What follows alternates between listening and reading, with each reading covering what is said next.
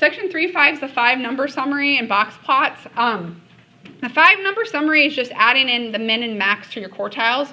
So even though the quartiles are resistant, your min and max is not. So it's nice to show that you do have those extremely low values or those extremely high values. Box plots, guys, are just a visual, okay? It's just a way for you to see what's going on. So this is going to be the smallest value. That's called your min. That's what's on your calculator for minimum. Your first quartile on your calculator is Q1, but don't forget that's technically your 25th percentile. The median is the middle. On your calculator, they call it MED for median. But that just divides your stuff in half, so it's quartile 2 or percentile 50. And then your third quartile is Q3. And then your max, guys, is your largest data value. All right. So what do these tell us? Go ahead and flip it to the top of page 9.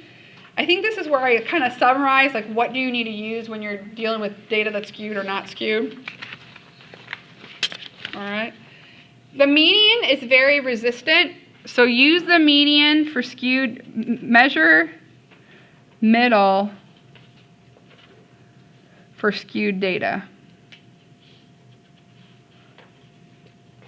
Okay. Measure the middle for skewed data, IQR for dispersion. All right? Or no, it's the back I do it. Sorry, I'm making you write too much, okay? Why do we like the median for the middle when it's skewed? Because it's very resistant. The first quartile and third quartile, they are still resistant because they're still kind of in that little range where it's not extremely high or extremely low.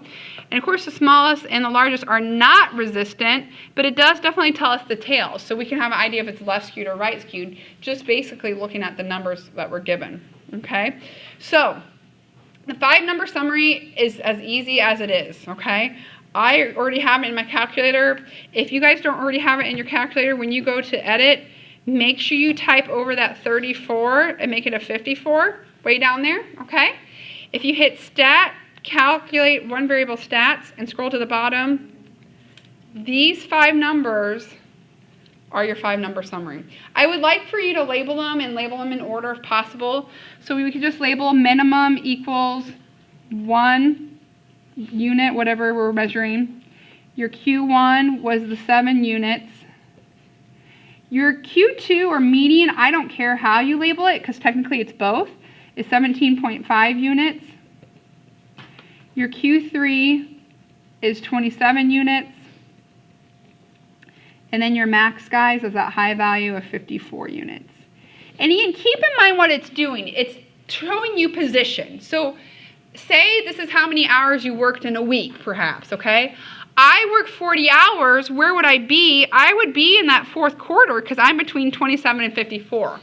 If you only worked 6 hours, you would be in that first quarter because you're only between 1 and 7, right? So the whole idea is you're measuring position. Where are you located in this group of data, all right? What we're going to do is we're going to draw a box and whisker plot. And the box and whisker plot is a nice, quick way of graphically showing these numbers. Down here, we have a box and whisker plot. I'm going to label it down here, but I don't expect for you to draw your box and whisker plot like this. What do I mean? I don't expect you to draw the axis and have it kind of like floating. All I care about is, I care about this part, okay? I don't care about the axis.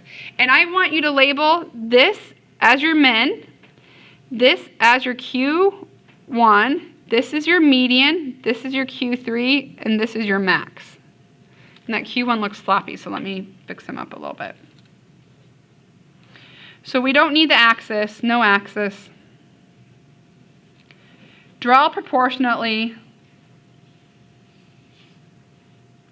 Because if you draw it proportionally, the box is your interquartile range. These little guys are your whiskers. They go from your interquartile range out to your min and max.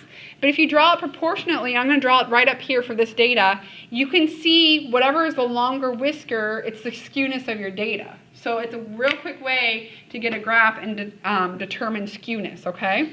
So when you go to draw your box and whisker plot, don't feel like you have to do this axis and like have it floating in there. Literally draw the box first and label it left to right. And then what we'll do is we'll draw our whiskers out to the left, out to the right, in as proportionate as possible, okay? So I'm going to do it right here. My box is my interquartile range. All right? So my Q1 was 7. My Q3 was 27. Is that okay? In there somewhere is your median, okay? And again, draw it proportionately. So if my median was 10, I'd be drawing it over here close to the 7, right? Or if my median was 25, I'd be drawing it here.